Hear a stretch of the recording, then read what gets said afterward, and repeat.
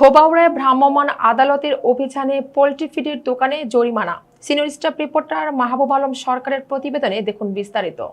ময়মনসিংহের ধোবাউড়ায় ভ্রাম্যমাণ আদালতের অভিযানে পোল্ট্রি ফিড ব্যবসা প্রতিষ্ঠানে জরিমানা করা হয়েছে।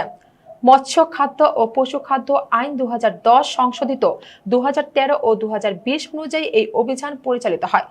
আজ বিকেল বুধবার 6 মে 2026 উপজেলা ধোবাউড়া বাজারে পরিচালিত অভিযানে দুটি পোল্ট্রি ফিডের দোকানকে মোট 7,000 টাকা জরিমানা করা হয়। ভ্রাম্যমাণ আদালত পরিচালনা করেন উপজেলা নির্বাহী কর্মকর্তা ও নির্বাহী ম্যাজিস্ট্রেট মোশাররফ হোসাইন।